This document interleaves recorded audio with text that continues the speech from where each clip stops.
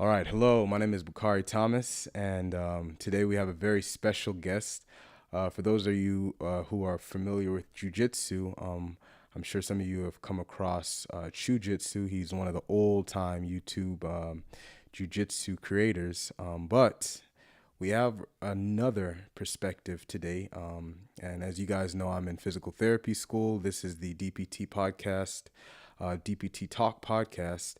And some of you guys know with my post, I've been really delving into physical therapy, but in addition to physical therapy, jujitsu specific rather, rehab. So without further ado, I'm going to let Eugene introduce himself.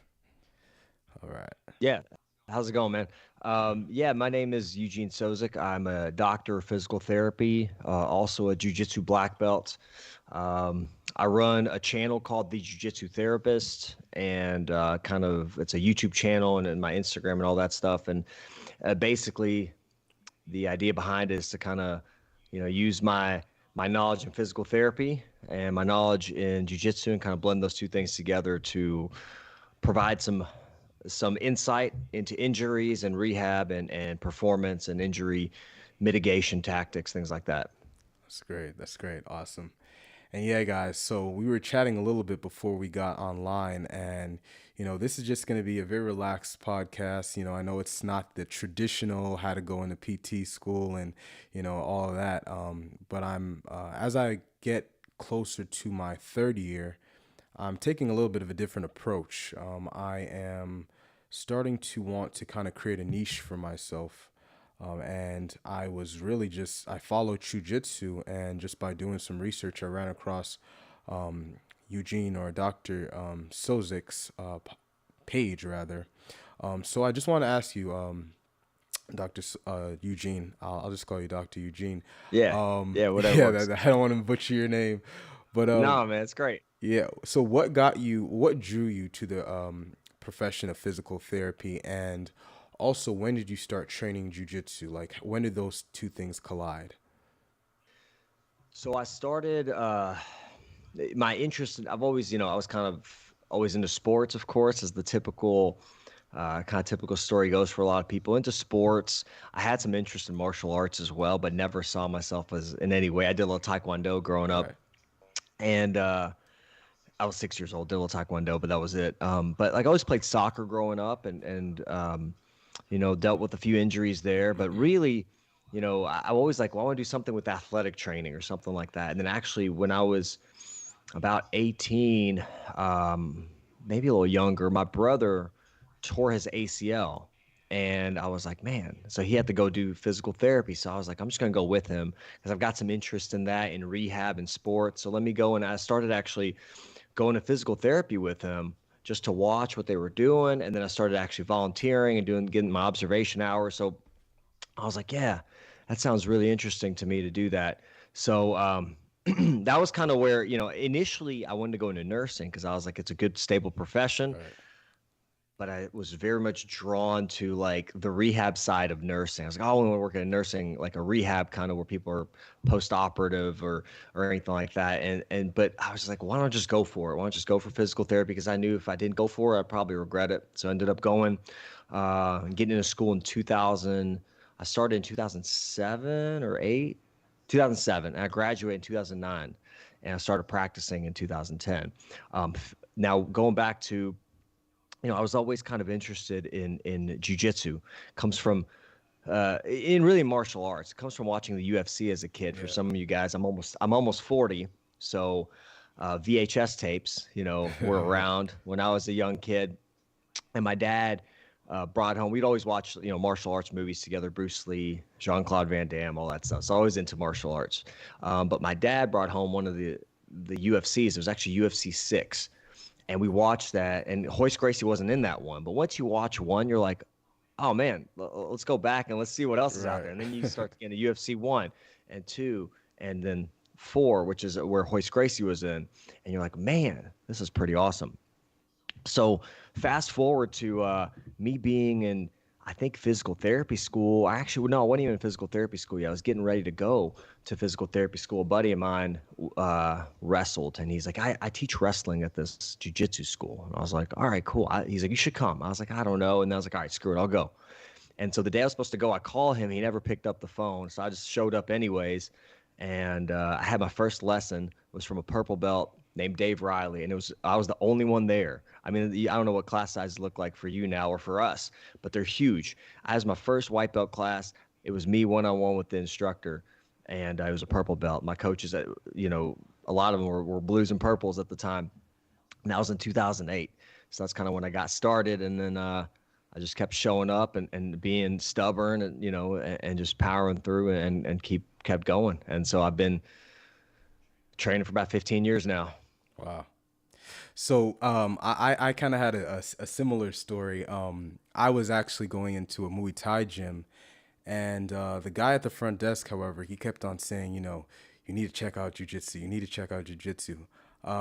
This is the time that I had left Hampton. It was the first PT school I was at. I had left on a medical leave, and that's the other story. But he kept on saying, check out Jiu-Jitsu, and of course, you come across the UFC, Hoist Gracie, and then you start to see Jiu-Jitsu, and you start to see how it works. And I was like, let me check this out, because a lot of martial arts, sometimes there's this slight like pseudo, you're thinking like what is real, what is not real.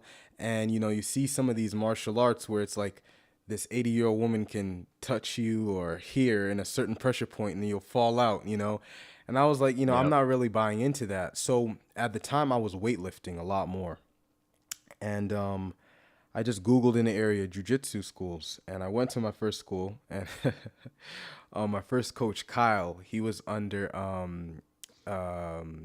Lucas Lepre. So I went, and he said, let me spar with you. At the time, there were no black belts in the gym. He was a 3-stripe brown belt, but no black belts in the gym. But, he opened up a gym, and he said, let me spar with you. So, of course, he mounts me, and then I try to bench press him off with just using pure strength. He catches my arm in the middle of the air and puts me into an arm bar. And I said, what just happened? And then again, time after time, I was going with kids. I went with this kid, I remember one time, and this is a couple months, I was just getting tapped left and right. And I said, okay. Mm-hmm. And for me, that was enough. I said, okay, I don't ever want to feel this vulnerable, honestly. Yep. And for me, it was like, this is actually something that actually works, like with weightlifting, I saw the results if I programmed and I did certain things.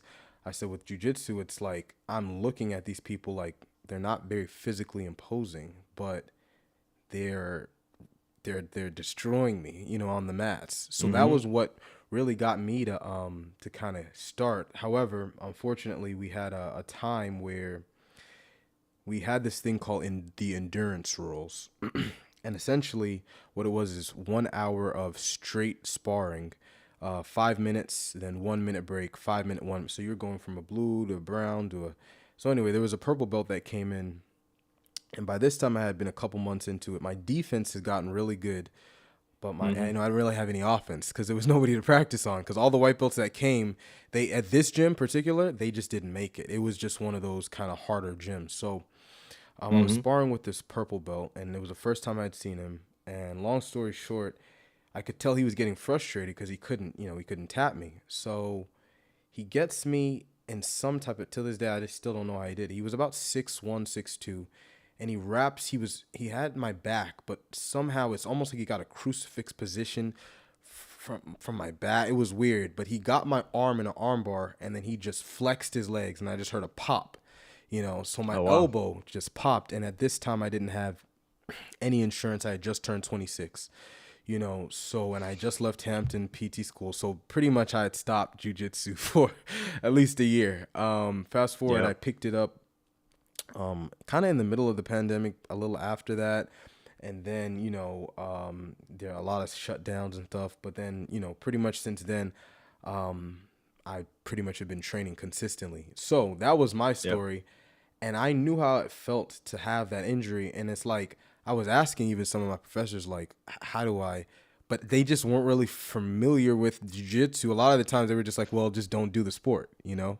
I know it's terrible, So man. it's It's terrible like, to hear that stuff. yeah, like how is your approach when you have a patient coming in, or just a client coming in, and they've gotten injuries. I'm sure they're injuries that you will need to take the time to rehab. But when I was asking some of my professors, it's like, well, just stop training. I'm like, well, that's not really a good option for me because I want to continue training.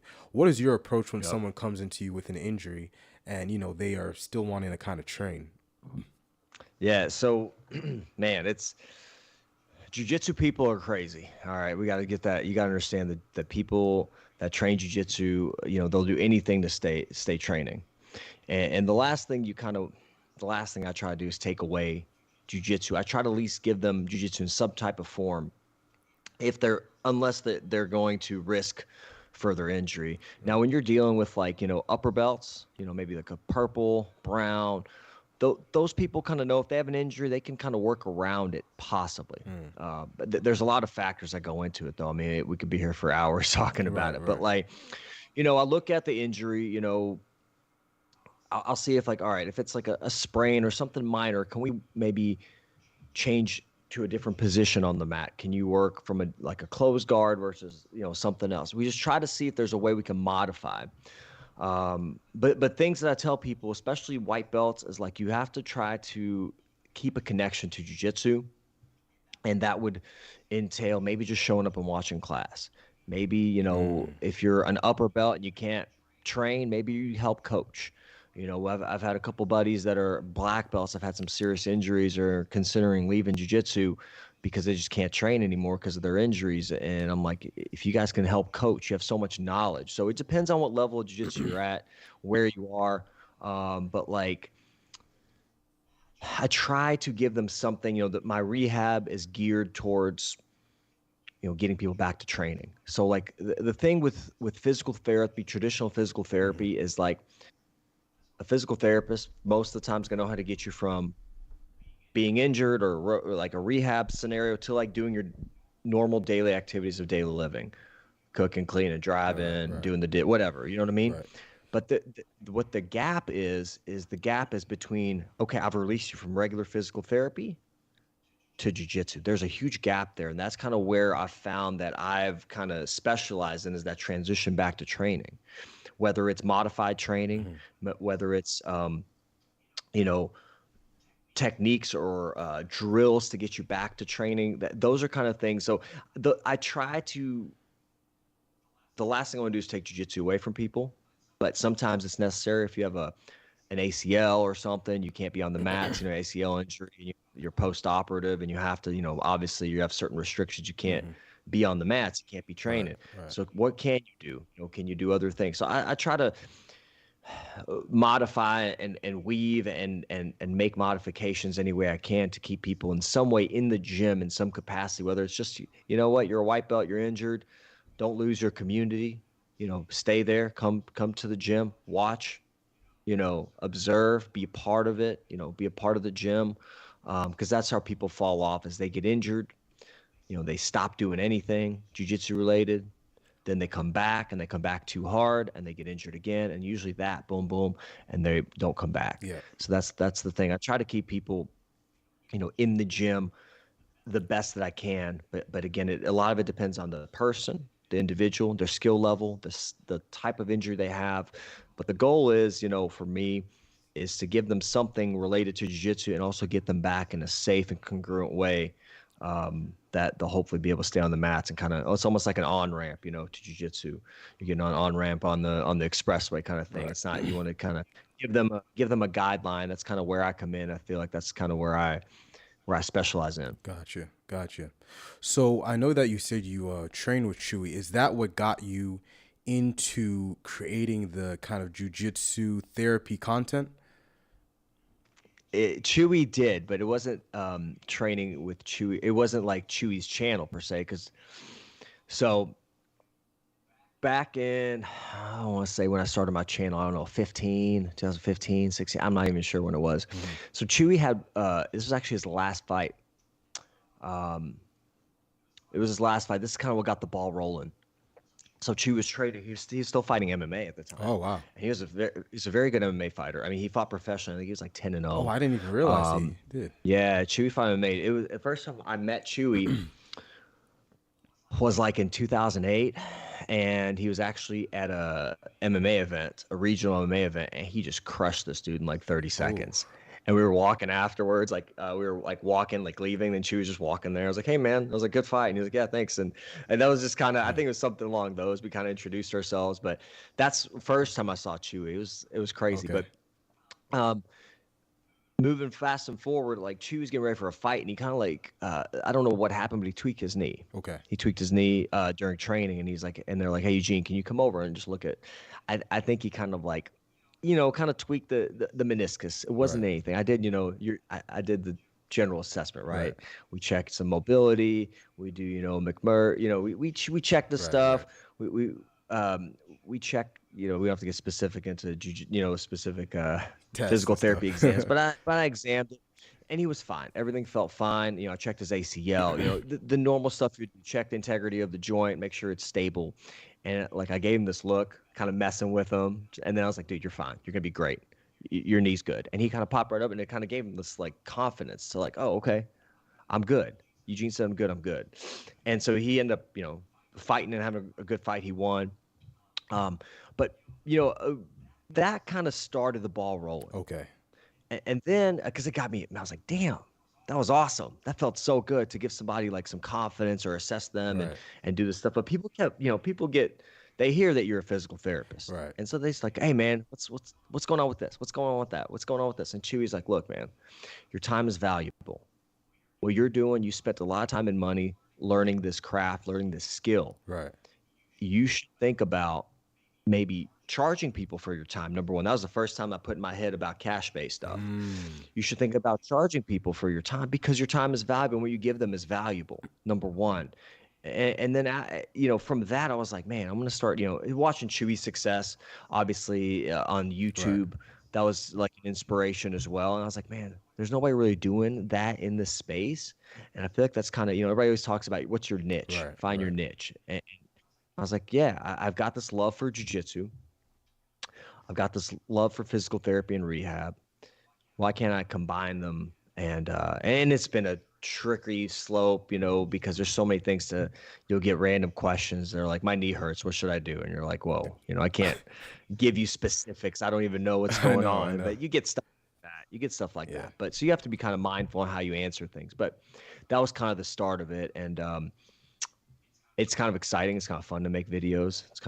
It's cool to get messages like, man, this really helped, or this was a great insight, or this was very important to my jiu-jitsu, or really helped me get a different perspective, whatever it is. But that's kind of where it started. It's just kind of like been consistently growing, Right. and it's I still do it to this day. So Right. Yeah.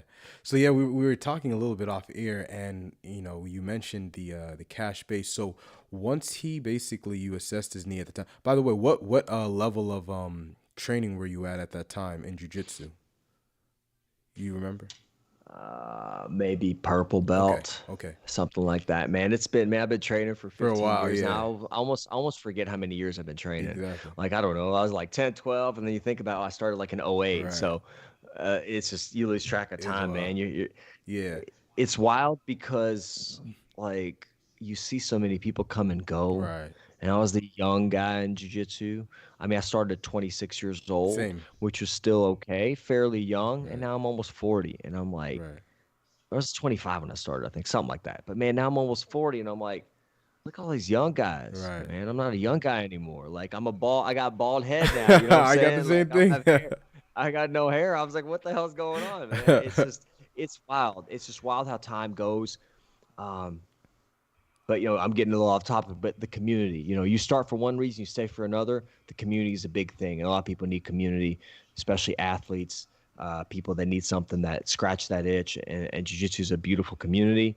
A lot of different people. It doesn't come without its problems. There's politics and different Oh stuff, and yeah. I a know. lot of that stuff. But man, like, find you a good gym, find you a good environment, a good community.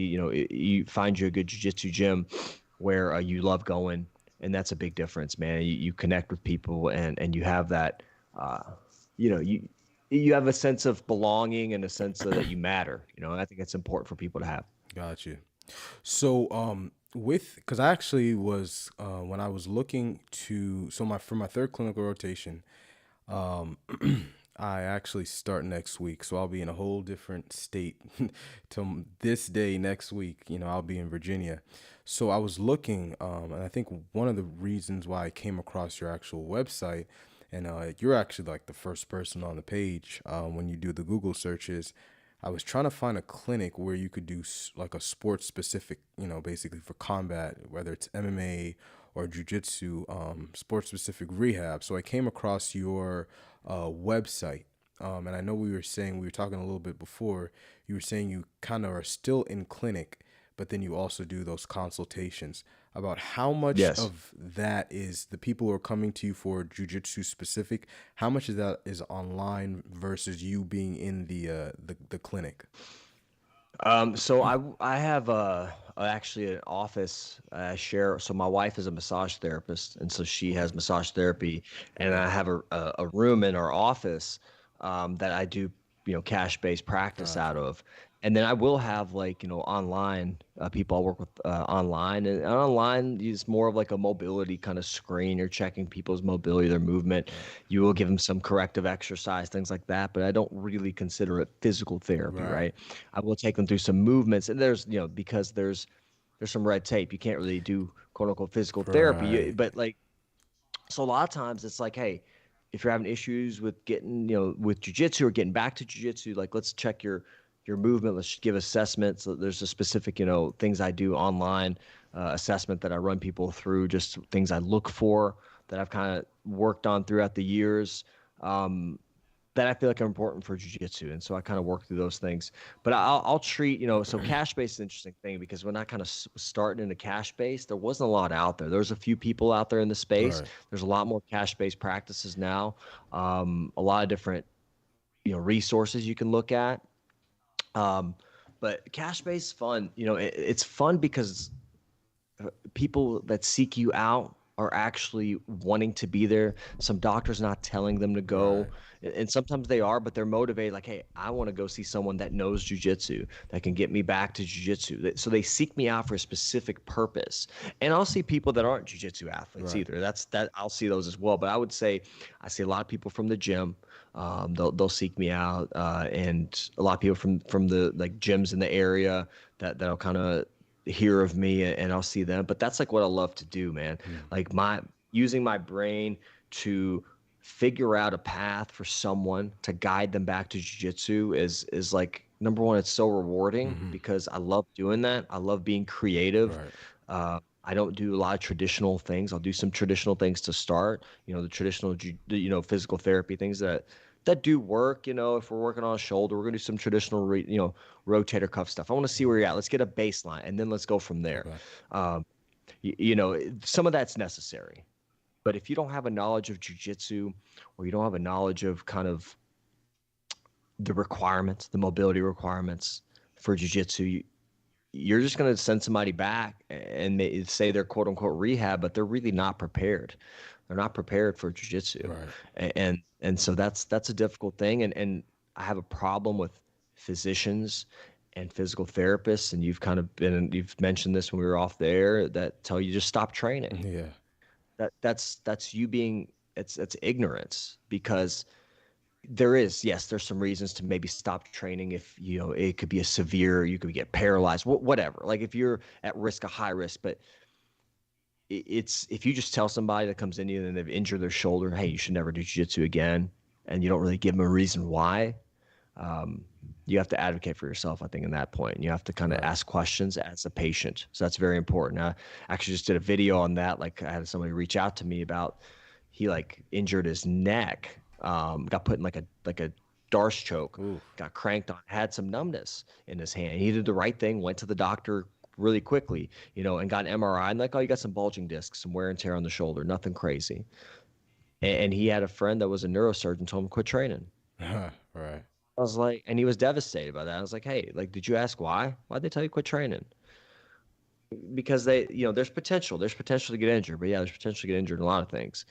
And you got to be, jujitsu means so much to so many people in so many different ways. Like it impacts their life in so many ways, positively, Hmm. mentally, and physically. That you just take that away from them, it can really put them in a bad place. Absolutely. Yeah, that's kind of how I felt because it gave me something to aim toward once I left my first program. So that kind of leads into our next question. You talked a little bit about you do specific type of training, and we talked a little bit about off the air, of course, in school. They're preaching evidence-based practice, EBP, EBP, EBP. About how much of your practice, of course, I mean, that's a very subjective thing because, I know that there's, research and stuff that has to go in and peer reviewed articles and whatever. But like, how much of your therapy would you consider, if you want to say therapeutic experimentation versus like evidence based, because for something so specific like jujitsu, there's probably not going to be just a lot of research on it out there.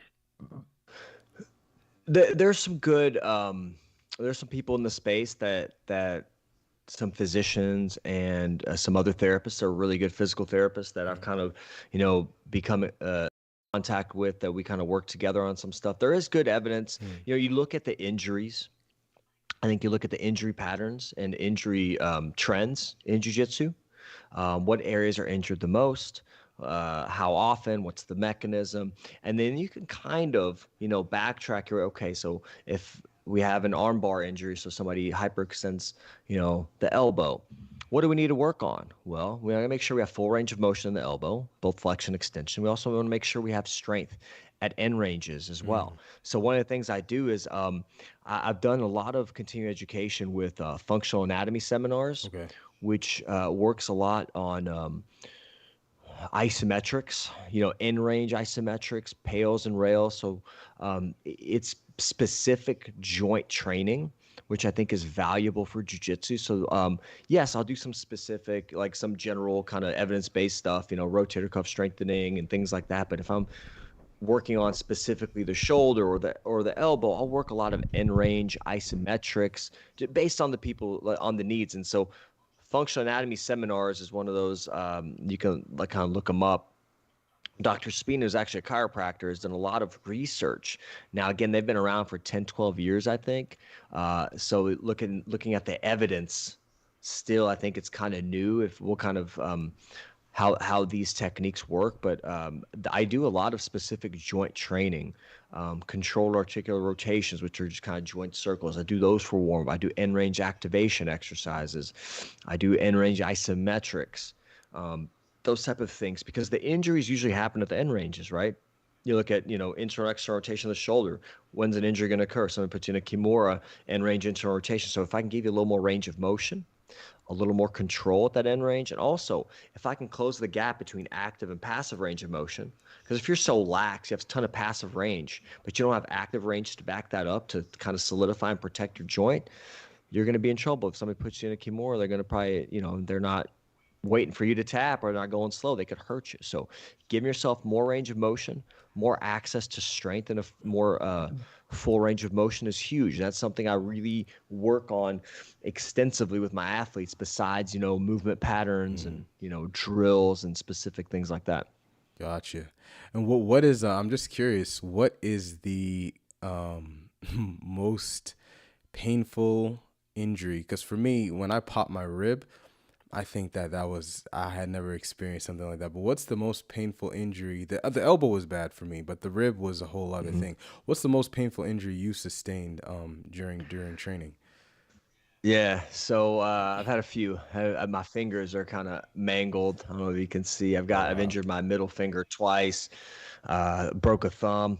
So this is so my buddy, who's actually a neurologist. I haven't seen him in years. We were both purple belts at the time. He would come in sporadically. Hmm.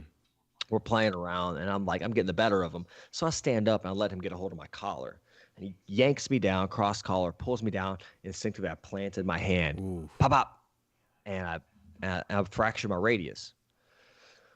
So, initially you just feel like you're gonna throw up and you're like writhing in pain for a bit. Once the adrenaline kind of it hits and everything kind of calms down. But that was pretty painful.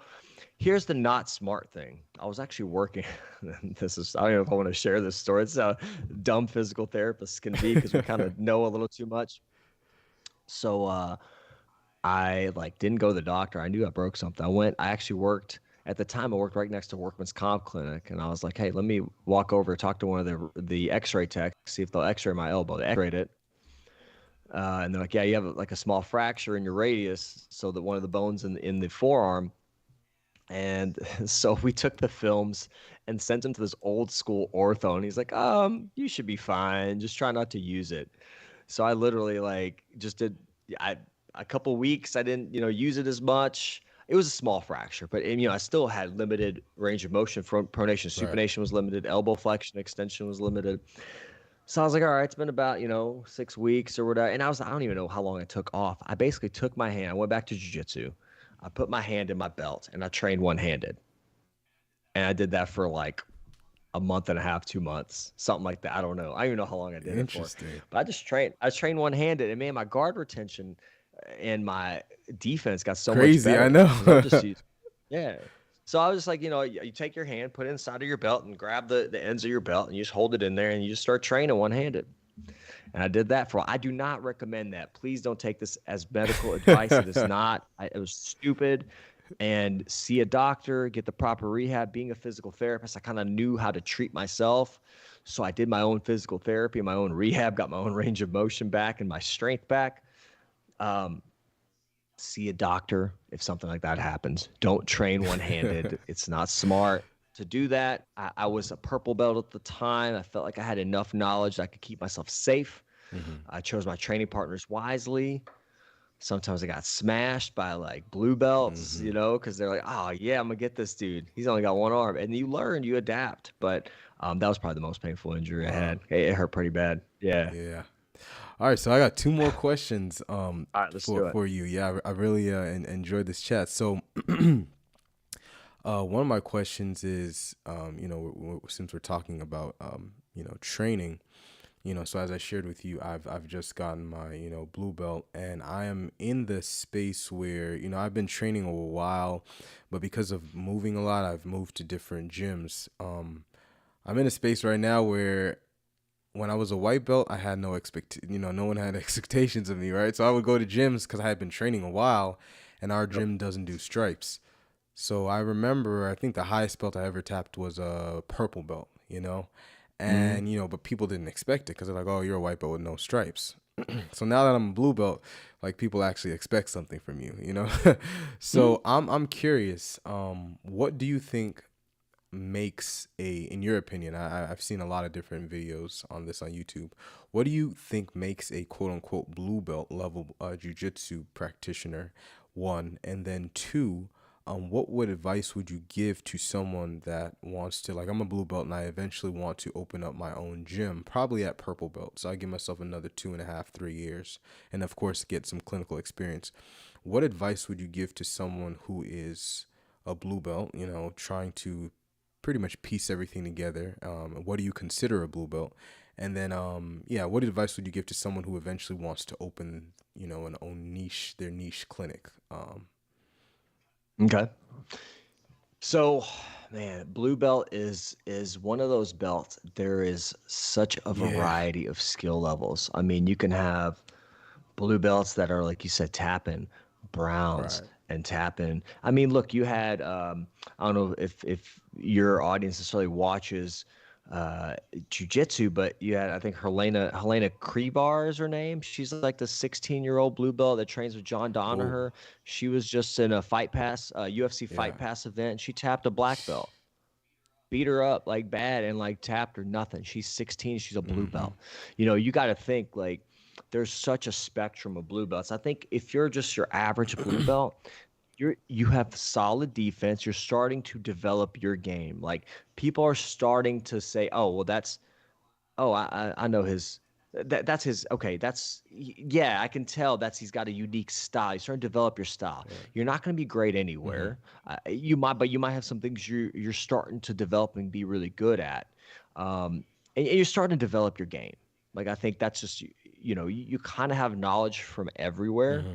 It's not super clean, but you're starting to develop some type of I think maybe Brandon McCatherine, who's a 10th Planet black belt, I think he said blue belt's maybe the buffet belt Oh, okay. because you're just trying to take in all this information and you're trying to figure out what's yours, what you're gonna like. Um, yeah, and it is hard. Like it's like, man, that target on your back gets a little bigger at blue belt, but man, it really isn't. It's bigger than it is at white belt, but really who cares? Like, I mean, the other thing is you're at practice, you're going to get tapped. You should get tapped. And if you're not getting tapped, you're not putting yourself out there. Hmm. So don't be afraid to tap. Number one, don't be afraid to get tapped. And it's hard. Yes, it's something we all struggle with. Somebody submitting you. But man, sometimes if you just play your small game and you don't experiment and get out of your comfort zone, you're going to be very limited in your progress. You're going to be a purple belt with a very limited game. So if you want to be more well-rounded, you want to be a better practitioner, take those licks right now. I mean, that's one thing. Number two, and let me ask you this: did you want to open up like a jiu-jitsu gym, or you want to open up like a physical therapy practice? That what were you asking about as far as the gym goes? Yeah, so there's actually when I was doing this deep dive on basically trying to find a clinic that I could shadow at, it's in my head. I didn't think these actually existed, but this is literally exactly what I wanted. Half of the gym essentially is mat space, right? It's called mat. Mm-hmm. It's a jujitsu gym in Arlington, Massachusetts. It's called Mass BJJ. So it's peak performance physical therapy and sports medicine. Half of it is literally mat space, and then the other Yep. half of it is a literal clinic. Like with That's the cool. and then what they'll do is he'll have some of his just regular patients. They'll do some like rehab stuff on the mats and stuff like that. But he has a school that's half.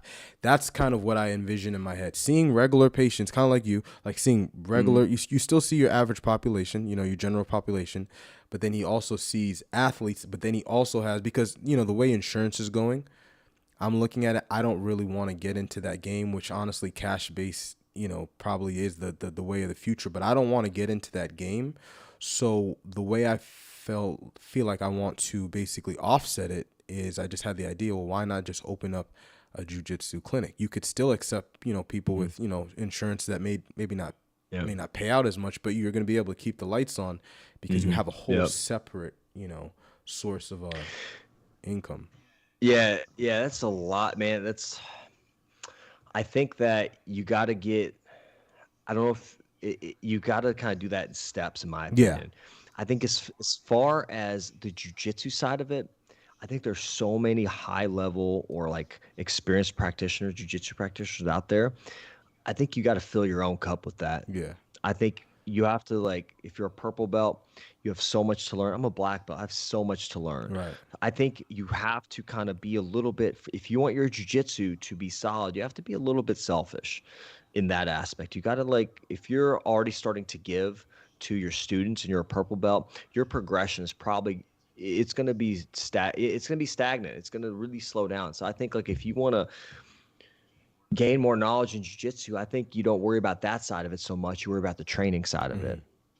Like so maybe if you do if you do have a kind of a hybrid gym or clinic, you maybe have a black belt or a brown belt, something that can still guide the gym Right. because it's going to be a lot for someone to you know, run the clinical side and run the jujitsu side. So Mm. like I think you focus on getting, having somebody there that can kind of run the jujitsu side and you kind of oversee it. And then you can learn from them as Yeah. well. And then, as far as your own the clinical side of it, it's challenging. Like I think some people say you can go directly from being a graduate to working on cash based on your own. I think you can do that. It's a little bit of, am I doing this right? You get a lot of that. Like, am I doing the right stuff? So I think having even a mentor, just like you would in jujitsu, having a coach or a mentor is huge for that space. but even going and working just a regular orthopedic sports clinic and getting a bunch of experience is beneficial as well. So you could literally be, I'm gonna work part-time doing this thing, I'm gonna do part-time my own thing. I think that's a great way to do it as well. I do think there's some, if you choose to just kind of like start your own kind of practice, have a coach, have a mentor, have somebody there. I think coaches, if you find a good one, they're not cheap, but they're very valuable, and they can save you a lot of time and money on the back end of it. Yeah. And when you're saying coach, you're saying like business coach or actual You like could have a jujitsu? I would have Both. Well, both. that's true. I would Yeah. have both, 100%. Like I think there's a lot of people like the first person I found in the cash-based space, Aaron LeBauer. He's probably one you maybe heard of. He's one of the first guys to kind of be in that space. And, I learned a lot from just watching his stuff and learning from his videos, getting on his email list Right. and just kind of getting some stuff there. So there's stuff there, and there's a lot of people now in the space that do it. Danny Matei is another Have you good heard Greg one. Todd? Yep, Greg Todd, I've heard of Yeah. him. He's also in that space, and and it's kind of like, who do you connect with, Right, right, right? right. Who do you like? Whose approach do you like? I think they're all going to give you similar Yeah. information, but just like as a physical therapist, you're not going to be everybody's. You're not going to connect with everyone. Right, right, right. You might not be everybody. Not as when I first started practice, I wanted to fix everybody. I wanted to be the therapist for everybody. You're not going to be Right. that. You're just not. Not everyone's going to get along with you. Not everyone's going to be like, you're not going to, you might be on different wavelengths. You're not going to connect with everybody, and they're not going to connect with you, and that's okay. But you will find people that connect with you, and you'll find your approach, and you'll fine tune it.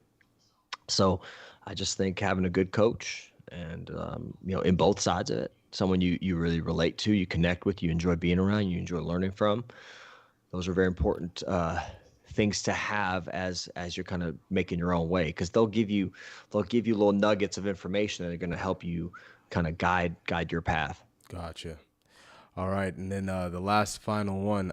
So this is for everybody going out into the clinic. I know a lot of people are going out right now. I have classmates that watch this that are going out into the clinic. What just words of wisdom? It could even be for just people who are transitioning, whether it's going into the clinic, people starting school, people finishing school. Because I like to make this podcast somewhat of a general, because a lot of people who follow me are not, PT people. I do have some, but it started off as a personal page, and kind of just grew into a Yeah, brand. And I figured if I'm going to have a social media, I might as well be doing something more productive with it than just, looking at it's reels great. all day. So what advice would you give myself and just anybody else who's just making a transition, let's say from myself and my classmates into the clinic, but then just life in general? Well, I'm gonna have to say, like, I've made plenty of mistakes. I've had great clinical rotations. I've had terrible Mm, ones. I've had and I think like sometimes it's like, oh, I had a bad clinical instructor. I had this or that, but you gotta, look at yourself too and see what you can do to be your best, right? Make sure you're well rested. Make sure you have an open mind. You have a questioning attitude. Ask questions. Ask in a way not to be, like I'm trying to prove somebody wrong, but have a sense of curiosity. Like, why do you think this? Like, ask people. Talk to your patients. Ask them what their needs are. See what they want to accomplish. That's one of the most important things. Knowing what makes them tick, what makes them, what they value.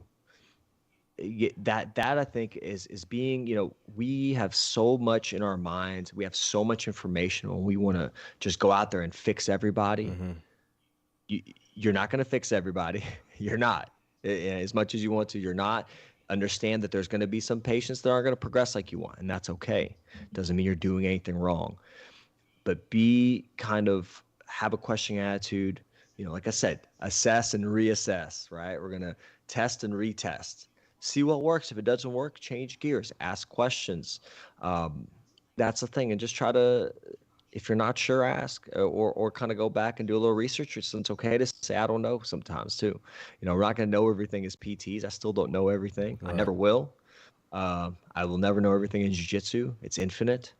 Working with the human body, there's so many different avenues and things that go into treating a therapist. One of the things is we don't learn a lot about that mind body connection with people. We don't understand how to, if somebody doesn't buy into physical therapy, if they don't kind of connect to, they don't have a desire to get better, it's going to be hard to get them better, even if you do everything on your end. So I think ask questions. That's a beautiful thing to do from a perspective of curiosity and understanding, not from trying to prove somebody wrong or questioning somebody's decisions. Like, it's more of like, what do you mean? Like, what do you think about this, or how do you feel about this? And just connecting with people and asking questions, and just be open minded, be willing to learn. If it's maybe even something different than you learned in school, look at the approach, analyze it, and see if it's something you can take away. And I always, whether it's jujitsu, whether it's podcasting, whether it's physical therapy, if I can give somebody one thing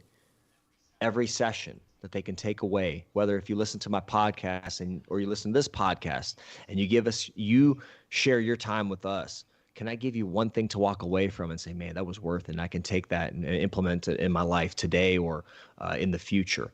So yeah, I mean, that's kind of it. And I hope what you're doing with this podcast, people can walk away, and from having this conversation, they can take one piece or one nugget of information, they can implement that, and they can go in and have an amazing clinical rotation, and enjoy themselves and try to enjoy the process too. Right. That's the other thing.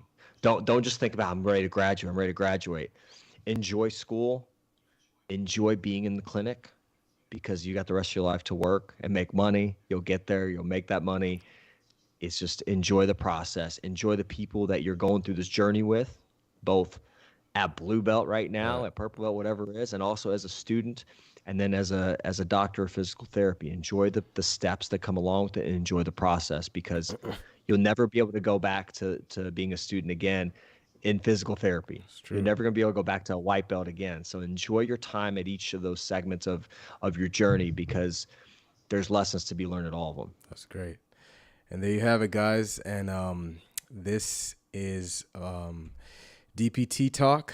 Thank you so much for your time. And one thing I will say is, just listening to Dr. Eugene talk. It's funny. When I saw his profile, I saw his amount of followers, and I saw who he was connected with. My first thought was just, why even waste time sending him this DM? He's probably not going to see it, or if he does see it, he probably not, and that was my first initial thought. But, one thing I guess I would like to say as well in closing is, you never know who is willing to help you and who is willing to basically just share their time with you if you just reach out. He didn't have to do this podcast. He's working. He's there's a lot of other things he's doing. So I do want to just say a lot of the times people will start. I could have stopped myself before I even started, before I even tried, because that was my initial thing. Like, it's a waste of time. So, you never know what could happen if you just ask. So, again, thank you so much for being on the podcast today. Everything is recorded. And, until the next time, guys, we are signing out.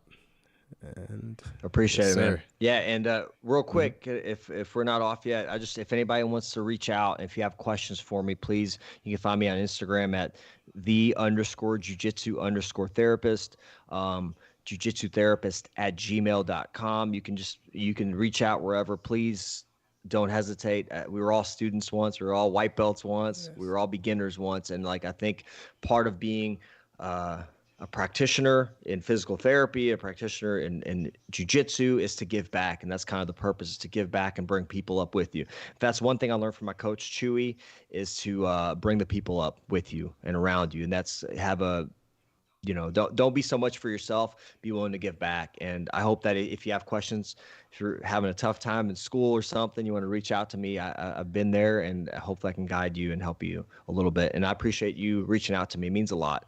I know people think I was on the other side of it, and I really appreciate you taking the time to reach out to me and being curious about speaking with me as well. It means a lot. Yeah, so I appreciate absolutely. that. And I apologize about that, guys. It's all good. All the link, and I'm putting all his information. It's linked in the description. So you guys, I'll add his email address as well, but I have his Instagram linked there, his name, of course. And I'm going to also, after this stream, I'm going to go ahead and add his email address. So please feel free to contact Dr. Eugene, better known as the Jiu-Jitsu therapist on Instagram. All right. Any further words? No, man, I appreciate All your right. time. Good luck to Thanks. you. Signing out. Peace.